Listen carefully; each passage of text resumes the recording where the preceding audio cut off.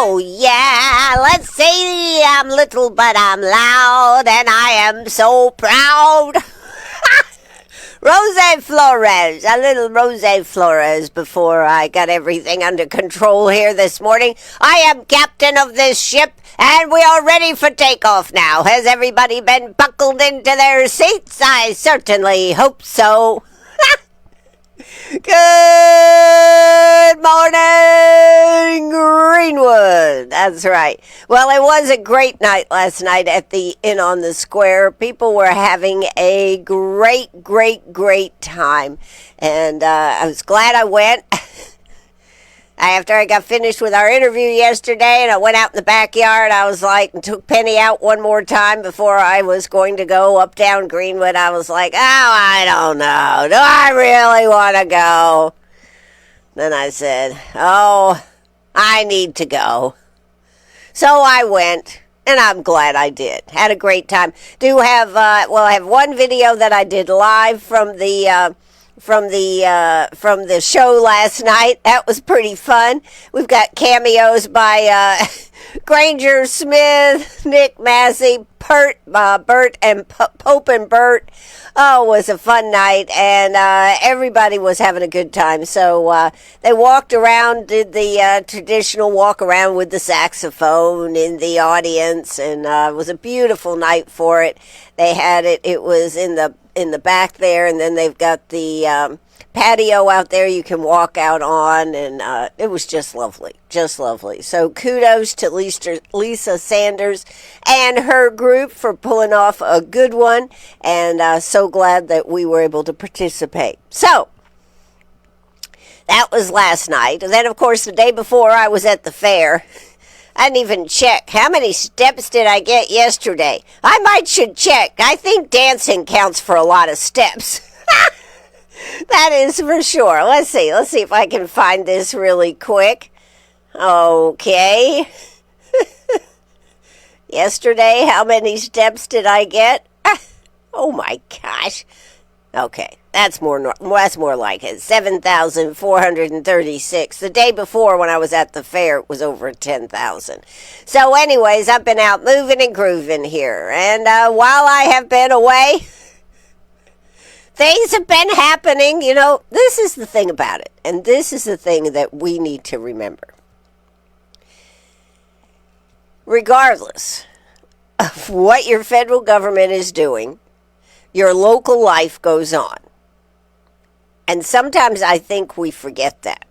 And I think particularly people such as myself that are very involved with what is going on, a fear that we will miss something, a fear that we will miss something that happens in the news.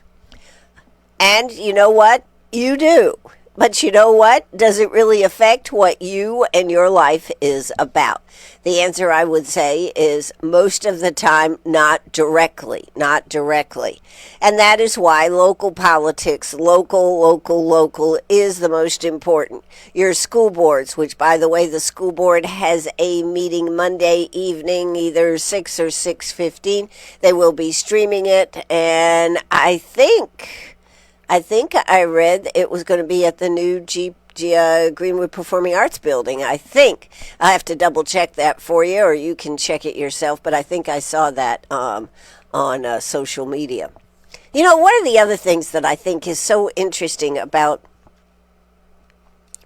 everybody seems to think that social media is the way to make sure that everybody sees anything. And over, it is proved to me that it's not. That how many people are not attached at the hip to social media. Now, they may sit down occasionally and flip through social media. They may have an account, but they're not like, oh my God, I got to post so much stuff. You know, since I've started doing live Facebook here, folks, I've become one of those, oh my God, I've got to post something. And you know why? Because Facebook does this to you. Well, and you were doing good, but now your numbers have dropped some. What are you going to do about it? I had to learn. not to look at the numbers, because if I look at the numbers, I become obsessed about how many posts, how many viewers I have, how many this, that, and the other. Finally, I decided, nah, I know radio is my business. The social media and everything is an aside. It's a nice addition. I love the fact of doing Facebook Live because you never know what you're going to catch or how you're going to find something, like just going live at the event last night. That was fun. That was fun. Did I do it because I thought, oh my God, I'm going to get 1,000 views on this? No, I did it because it was fun, and it becomes a memory, and it documents what the heck have you done with your life, Ann Eller. So I also got to say that last night was particularly sweet for me because I saw a friend that I haven't seen in years, probably since Jeff went on to his next calling.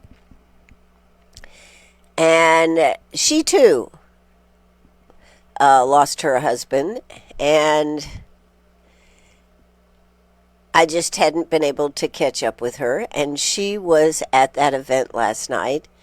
And it was so nice. It was so nice to see her and reconnect with her. And, you know, I would have kicked myself if I had decided not to go and found out that she had been there and I had missed the opportunity to see her.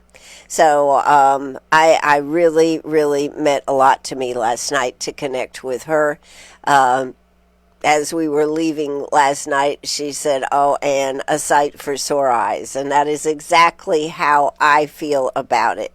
So I am so glad. That I did check out and I did go. And that is the beauty of being involved in your community, involved with people. They keep saying, everything that I keep reading lately is, as we age, we need to stay socially involved. We need to be able to connect. We need to talk and everything. So the bottom line is, it was a fabulous night last night for me, and I know for a lot of other people it was too. But that made it even sweeter last night. So enough about that. We need to get started talking about the real stuff, Ann. Get off this fluff pad you're on. If you have a comment or you feel something about what I've been talking about or you want to contribute to or say, Ann, get on with the real stuff. Quit talking like this. 864-332-9355. 864-332-9355. You can call. It'll turn it into a text and I'll get your message live right here on the air, and I can therefore see what you're talking about, which I love. I love that interaction that we have. You can also text at this number. Again, 864-332-9355. And of course, we still have our legacy line, 864-229-7984. So all those ways to get involved with the conversation. Well, I got to say, now switching gears. Now I'll go ahead and switch gears here. What do you think about John Bolton turning himself in this morning to be, what does he have? Something like 18 charges? I'm not even looking at my notes, but I do know that it is a lot of charges about keeping classified materials. What was it that they were going after Trump down there in Mar-a-Lago for, that he had to spend all this money and everything, that he had removed documents that should have gone into the library? I guess you could call those classified documents. It kind of seems like they go along. And all that time and money that he had to, well, John Bolton has got himself in a problem. And you know, this is the person that has so much to say, right? So much to say about President Trump. So much on all of these things. It just is, I'm sorry, when you look at this, it just seems like turnabout's fair play, John. Turnabout's fair play. I mean, he was so obsessed with himself and the ability to have turned on President Trump and said some of the things you knew. Improper handling of classified documents. Boy, isn't that a good one, right? I find it hard to believe that he has put himself in this situation based on the fact that he knew that this was wrong, and yet he knew it. So, what do you think about it? What do you think? I think that it is pretty amazing. Pretty amazing. Former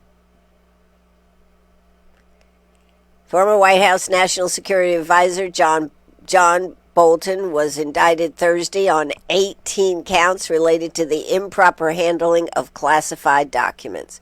According to the indictment, Bolton was indicted on 8 counts of transmission of national defense information and 10 counts of retention of national defense information.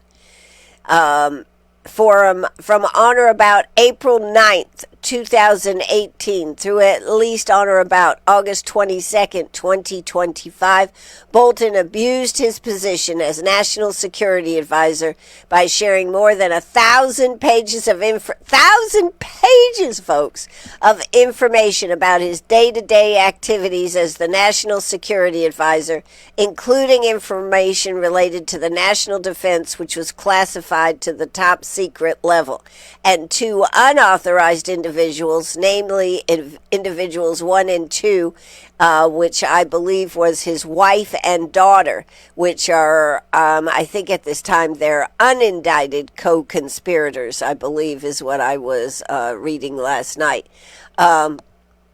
So this is what has happened to him. You have to wonder. Okay, I'm going to bring it up. You have to wonder: is this turnabout as fair play? After what happened to President Trump, I want to say this: even if you want to make this case, that Trump is, I don't know if you want to say abusing his power, I would say rightfully so, because in this case, also a side note to this story is that Iran hacked his email account, and a lot of these things had been sent as emails. So some of this information could be and probably is in the hands of Iran, and he had access to lots and lots of very, very top classified information, stuff that if you knew about, they'd have to kill you. I mean, that's the level we're talking about. And so I find this highly irregular, how someone who was in the position that he was in, regardless of how he felt about President Trump, to have put our country at risk. This is the thing, to put our country at risk. And you say you are a patriot, and yet this is what you're doing. If all of this, it is alleged, but if you read the indictment, wow. But it is alleged. And so I do think that there's a lot to prove, but if it is proved, as someone said last night, some talker, I can't remember who it was, that he hopes he spends the rest of his life in jail. Sad end to somebody who was somebody that people look to. The only thing that I can think is sometimes people get so blinded by hate. And we all know that John Bolton did not like President Trump. Well, that's weekend. We all know that John Bolton hated President Trump. And so sometimes I think you get so blinded by hate and the wanting to get backed on somebody. And of course, we know that John Bolton was definitely a hawk when it came to war and this type of thing. He wanted to go all in, and I believe, if I'm remembering my history right, President Trump did not want to go all the directions that John Bolton recommended. That may have been part of the story. I don't know what part of the story is. Was it money? He wrote that book. It was a very damning book about President Trump. And so, it is a sad day. It is a sad day, and for our country to have people in power that had this ability, in my opinion, this is all in my opinion, to see the end, and to see what all of the undercurrents really were all about. And you always had to question, he had the information, but why did he put some of this out? Well, now we're beginning to see, and it is conceivable that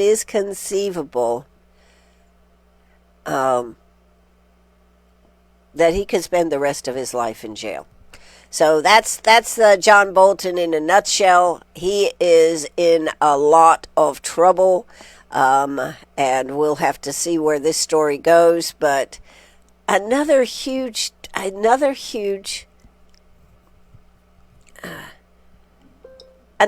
reason why our federal government is way too big, because we have bureaucrats, and John Bolton was really a bureaucrat who thought that maybe they were bigger than and could do these things. Just go back to Biden. Look, remember those boxes of records that were sitting next to his Corvette, and they were in a locked garage? Come on. This is the type of stuff that we keep seeing. What has happened to our country when we can't seem to understand the importance of security? So, but such is life. All right, let's move on and talk about a different topic here this morning. It is what? Let's see. What do we got here this morning? Yes, okay. 864-332-9355. 864-332-9355. I'll have that committed to memory pretty soon here. But let's talk about some of the other things out there. It seems that... let me switch over here. Yes. That story with that I broke with you about, not broke, but I brought up, is now everywhere in the news. I thought that was pretty interesting. In South Carolina Election Commission has questions about $32 million contract after firing director. That's a little lightweight for what is going on there. They got a lot of problems down there. And this story, I don't think, is going to just go away.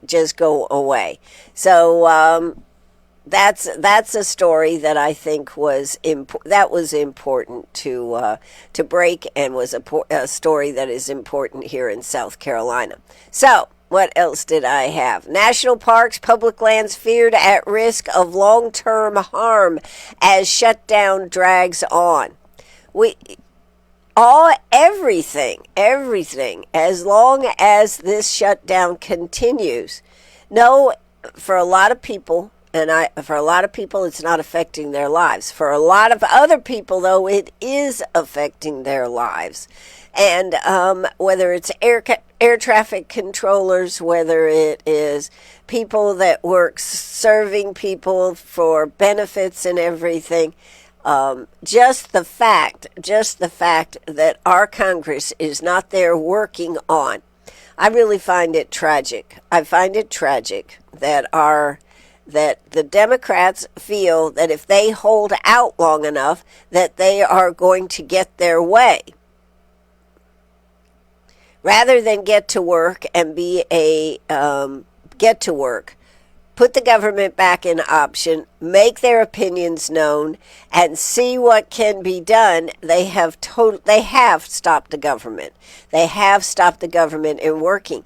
And every day that this goes on means eventually they're going to have to open up the government. But at what cost will it have been? How much will this government shutdown cost us because of lack of production? We'll just say production. How much will it cost? You can't even imagine it. But but one of the things that is it says is that bare bones staffing during the government shutdown across the Interior Department and U.S. Forest Service is leaving America's treasured natural assets vulnerable to lasting damage, according to advocates for public lands, including current and former agency employees. Lack of staff has already led to reports of what? This is most interesting. Here they are. They're cleaning up the cities. They're moving people out and everything. We have these beautiful lands out there that are not being protected the way they should be. Guess what? They got people doing illegal camping and base jumping at California's Yosemite National Park. Park and workers told State's newsroom they fear more to come as the shutdown that began on October 1st continues with no end in sight.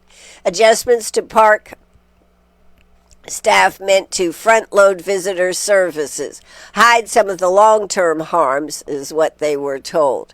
So the National Park Service furloughed more than 9,000 of its roughly 14,500 workers, and is a planning document established just before the shutdown. This has left the people responsible for replacing irreplaceable resources and trail management needing to instead clean visitor centers and oversee parking. And they say what it has done is created this facade for visitors so that in many cases they don't see the damage that's happening behind the scenes. So should the parks be closed? And the NPCA, a nonprofit that advocates for national parks, has called for parks to close during the shutdown to avoid lasting damage. Others in the conversation in the conservation community have joined in.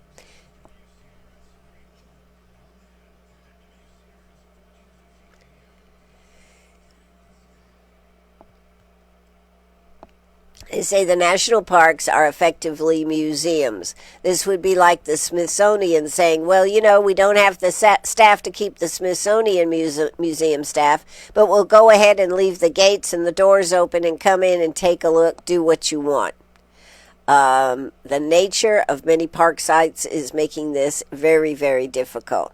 And this is true. So that's an effect that on the surface it is affecting 9,000 employees that have been furloughed. And by the way, President Trump has said that he's not so sure that all these people that have been furloughed, laid off, are going to be paid when they do come back to work. So that is a big question. What about what President Trump is trying to do to be rid of certain employees to shrink the size of government? That's another question. So, and the federal government, the Supreme Court. Don't you find it interesting how the Supreme Court just weighs in on stuff? What was the judge that had that? God, what did she do? I can't think of it. But she read something in the news, so she went in and changed her opinion and said, now you're not going to be able to do that. I don't remember what it was. But this type of stuff is just crazy. All right, let's talk about some other stuff here. I'm off on a tangent here this morning. But things that I think that are important. Last night, there was a debate with the three candidates for mayor of New York City. And some of the commentary after the fact is kind of interesting. This one sticks out in my brain. Mondani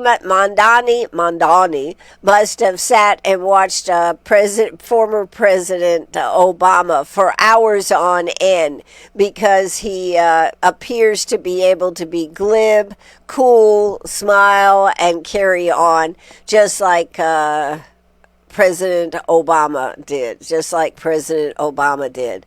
He also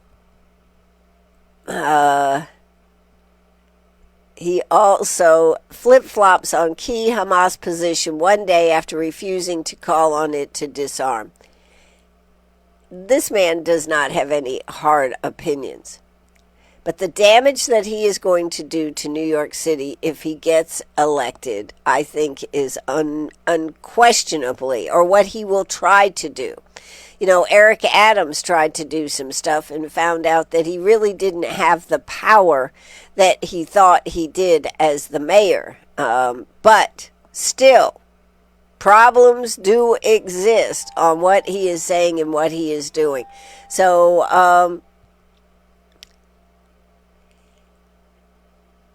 I don't know.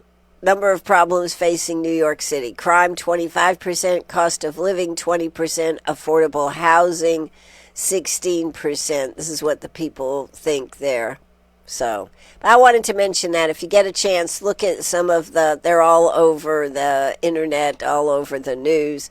Mondani is out there. I did think Curtis Silva, the vigilante guy, really had a good night last night. Now, they said that, and I didn't get to watch it, but they said that the moderators, every time Curtis went to speak, they literally cut him off so he didn't get to finish his sentence. There is some discussion that he appeared older because he couldn't hear what was being asked sometimes, and they should have turned up the mics, but I think there was something against it. The media, again, is playing a role. That's the bottom line there. But the answers that I heard that Curtis Silva gave were right on, and certainly, but whether he can compete against the slick image that Mondani is putting out there that appeals to a certain segment. Now, Kumo, I think he just ought to step aside. He should not be in there, but that's just my personal opinion. All right, let's go back to some other stuff here. I had some other things. I wanted to talk about all the events that are going on in our community. My goodness, there is a lot. Tomorrow is, of course, the STEAM event. This is going to be a very, very cool event. You're going to want to be there. You're going to want to check it out. That is tomorrow morning from, from 10 until 2, I do believe. So make sure you check that out. That's going to be a good event.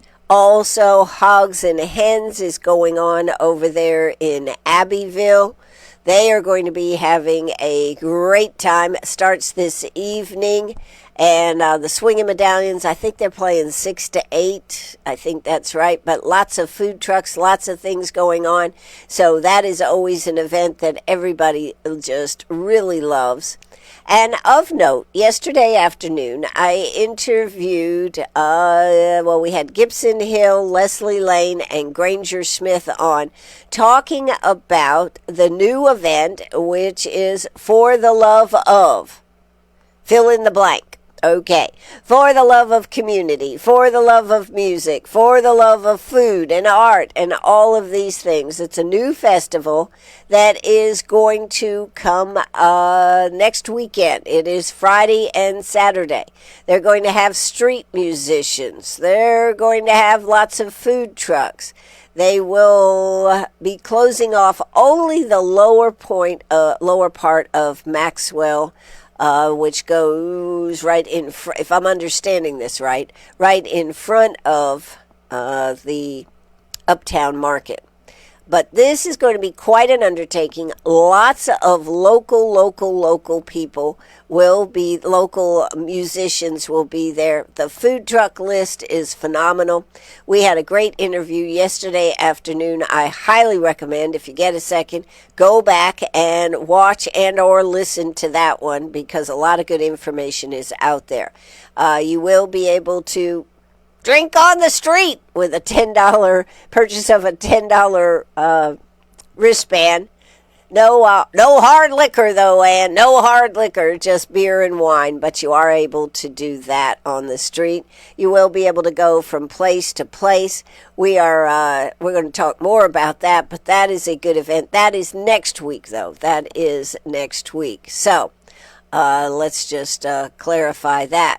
Also, coming up next week, it's scrolling through here, so I might as well mention it so you can be getting ready.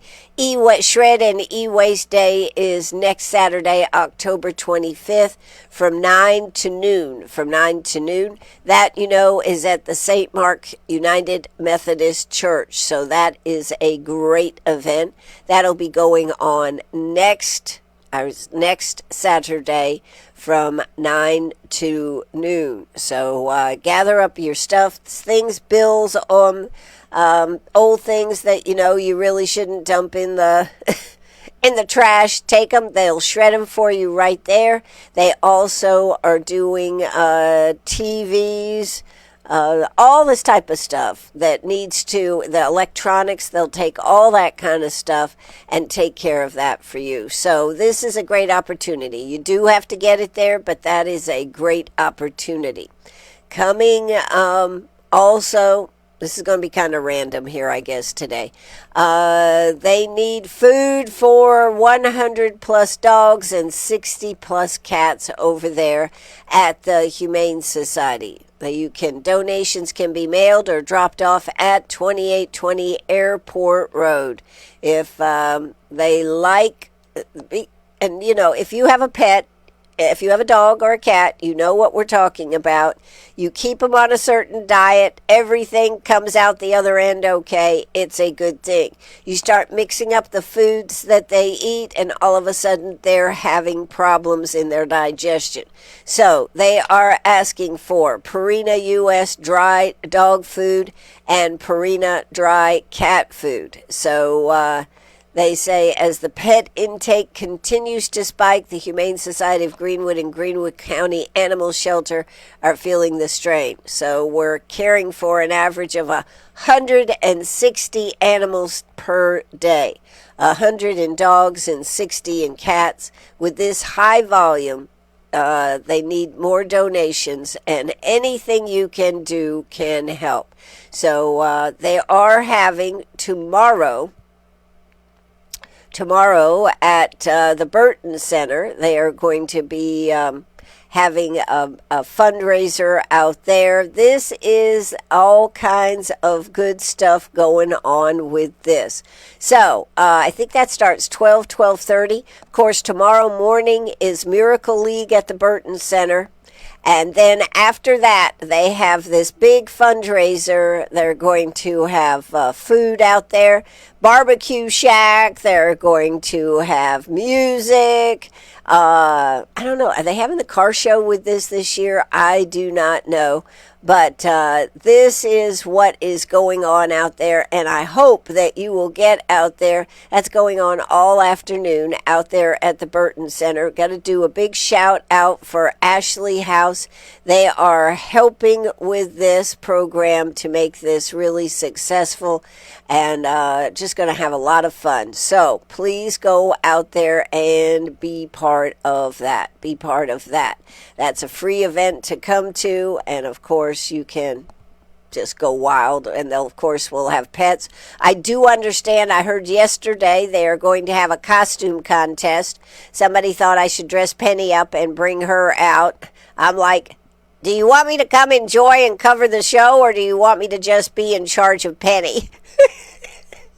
Now, she's got lots of costumes. She loves costumes, let me tell you. She loves all her costumes. But I'm not really sure whether I can Whether I can handle both. Whether I can handle both.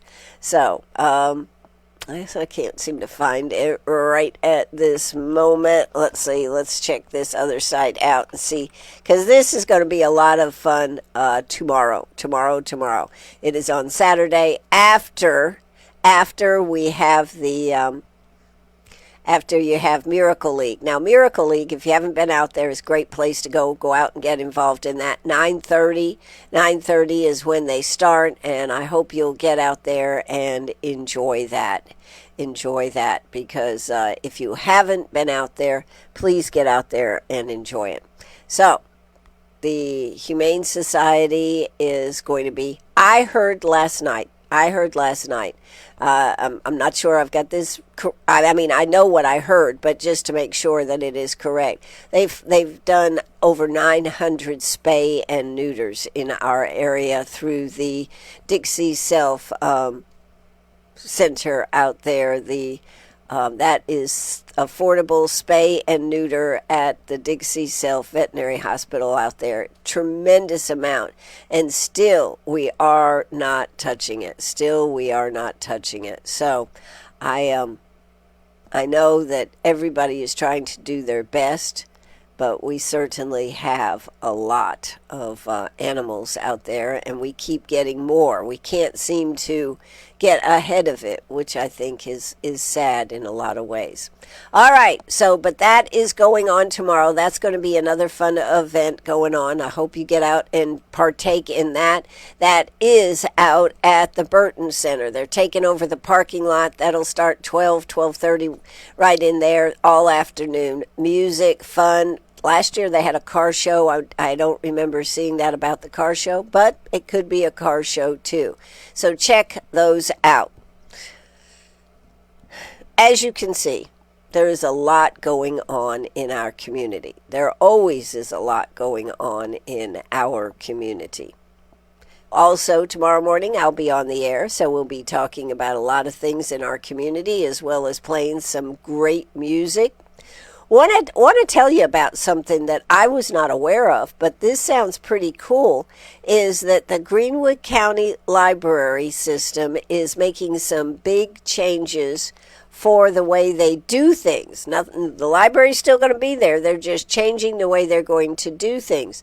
A statewide consortium of 22 county libraries and the state library that has agreed to share resources and circulating materials. What does this mean? It says our new catalog will be sclens.org, sclens.org. The catalog is what you use to search for books, place holes, and manage your account. For library staff, it's what we use to locate and manage all materials and library accounts. It's a pretty big deal. How will this affect you? Brace yourself from November 10th through the 13th. All branches,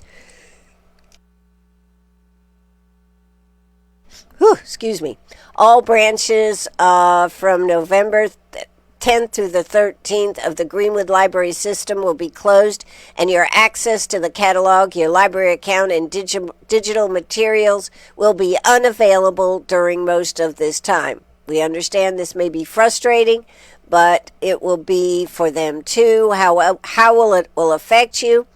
Your favorite library clue, everything is fine.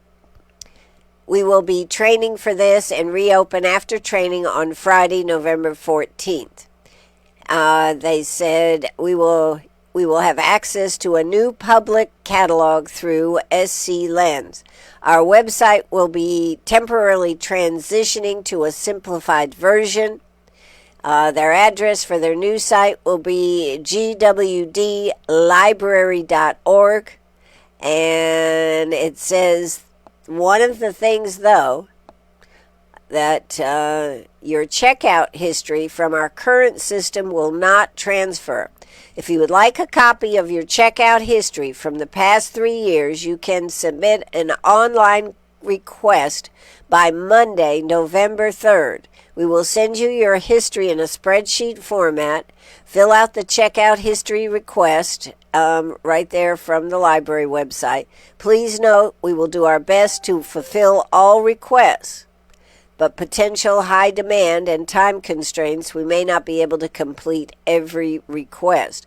So the sooner you get it in there, the better off you're going to be. If you'd like to know what you've looked up, what you've read, what, this is what you need to do. So I wanted to bring that to your attention because I think this is a great win for the library, and getting it set up is what it means to the future. But sometimes, just like anything else, you gotta get there.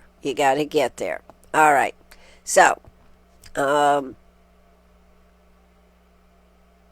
there's a lot I could talk about. I could tell you where the meeting is Monday evening for the Board of Trustees. Will meet for a regularly scheduled board meeting on Monday, October 20th at 6:15 p.m. at the Greenwood 50 Performing Arts Center. And the meeting will be live streamed at same place, gw50.org/stream. So that is coming. They have made the change. They will be meeting at that beautiful building, the Greenwood Performing Arts Building, right there on the high school campus. All right. So now I guess we should talk about who's playing who tonight and where we're at on football. Greenwood Eagles, they are playing tonight. It is an away game, Woodmont away game for Greenwood Eagles.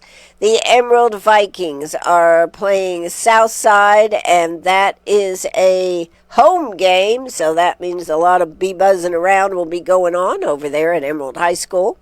And the 96 Wildcats will be away at Saluda. So if you want to see a football game, guess what? You better go to Emerald tonight. And it's going to be a beautiful night for it. Beautiful night.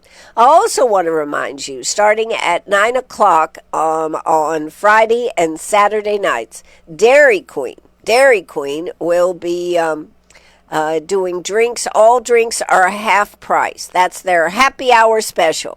So if after the game you want to go somewhere, you're excited or depressed, whichever it is, it can be either, you can go to Dairy Queen. All drinks are half price. Anything you can drink with a straw. Blizzards do not qualify because you cannot drink those with a straw. But anything that can be drunk with a straw qualifies for half price on drinks.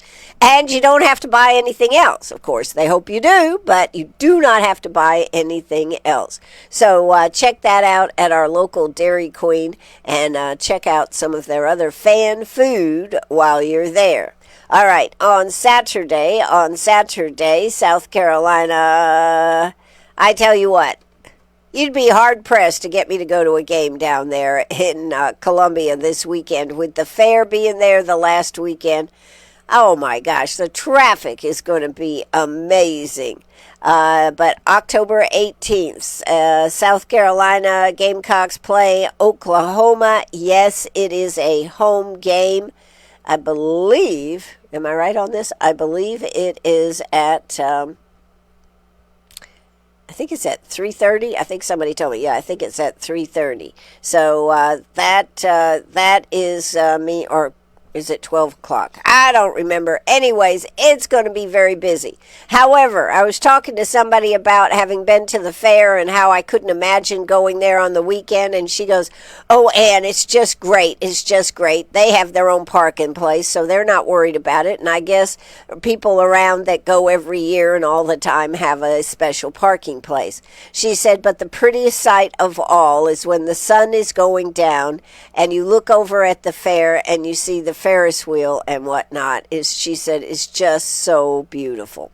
So I wanted to mention that. All right, October 18th, Clemson plays SMU. That is also a afternoon game, I do believe. We are going to have Trash to Treasures. Yes, I'm going to be rocking it out with some music, and I hope you all like my choice. What's your choice, Ann? I don't know. I have to sit here on Friday night and figure it out. So I do not know. But that's okay.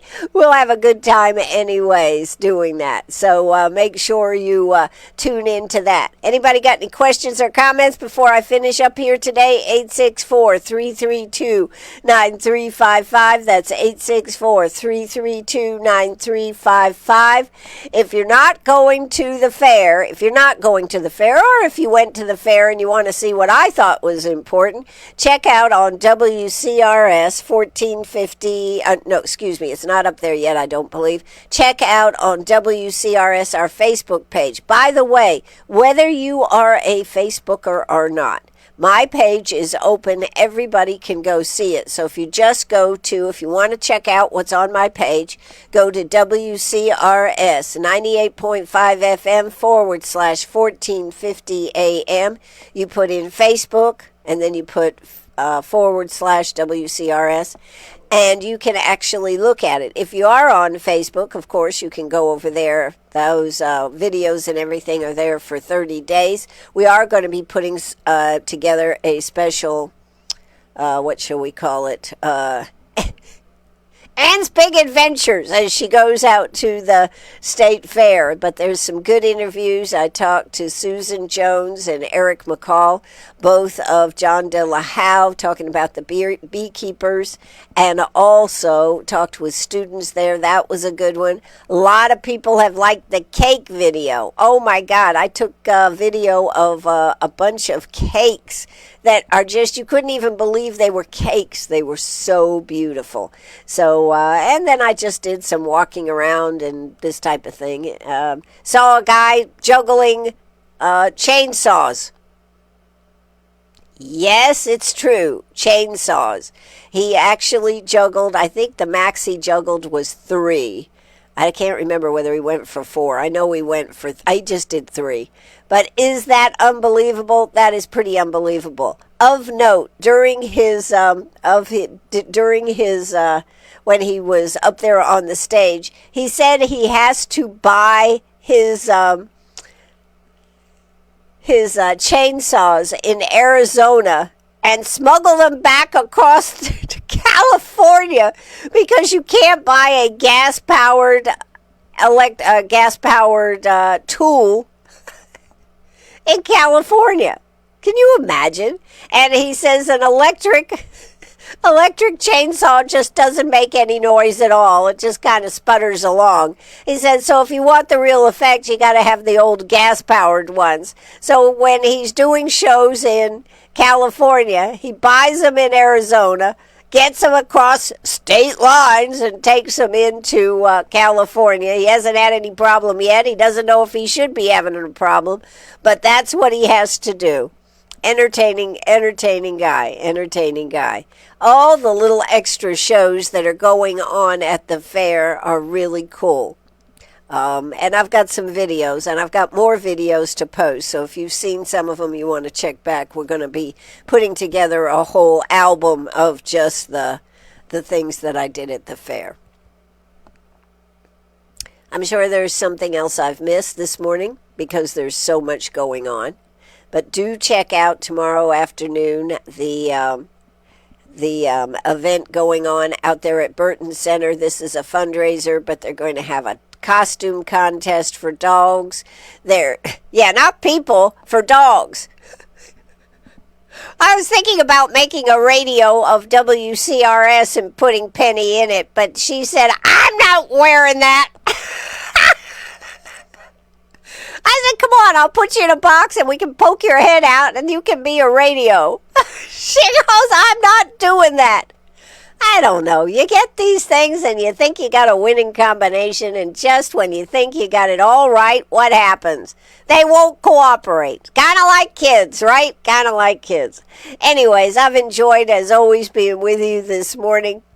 But make sure you check out over there in Abbeville. Has a great lineup for hogs and hens, and it's just going to be a lot of fun. That is Friday and Saturday. Swinging Medallions, if you love the Swinging Medallions, as we all do, they are playing tonight over there in Abbeville.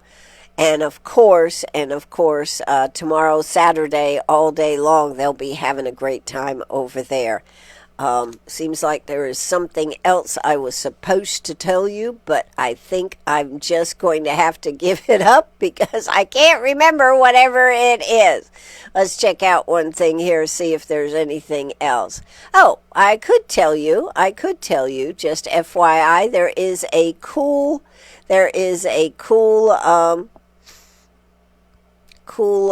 rock exhibit, Greenwood rocks. Well, there's a cool rock exhibit at the museum of some of the beautiful rocks that have been found around Greenwood.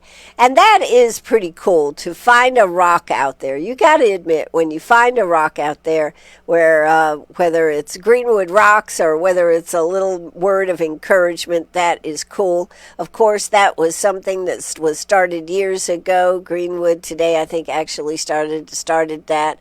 And is that right? Greenwood Calendar, Greenwood Calendar started that. Robert Stevenson started that, and it has been a cool thing. So I hope you will get out there and see that exhibit, as well as the electricity exhibit is good. Greenwood Bowls, Empty Bowls, was, as always, a success. They had that Wednesday and Thursday. And, of course, they're also, I didn't give much air to this, but there was a lot of people out there celebrating Charlie Kirk's life on the 14th. And I did mention that was going on. That was on his birthday on the 14th. So those are some of the things that happened right here locally. And I am glad to be able to do this job every day. I'll just tell you, I feel blessed. I feel blessed that you tune in and listen, and that you're here every day checking out what's happening, checking out our Facebook page and our website. I really appreciate it. So anyways, that's it for me. I am Ann Eller. We'll be back in the morning. Make sure you check it out. This is WCRS Radio right here in Greenwood, South Carolina. We are going to lower the curtain, and I am out of here. Have a great weekend, whatever you choose to do. I'll be back tomorrow morning talking about all more events and playing some great music. What's it going to be? I have no idea. You'll have to tune in to check it out. Have a good one, everybody. That's it for me. Cue up the music, and, well, let's cue up the music, and remember this. Never give up, never surrender. Never give up, never surrender. Never give up, never surrender. You heard it. WCRS. We will never give up, never surrender. Keep listening right here on WCRS.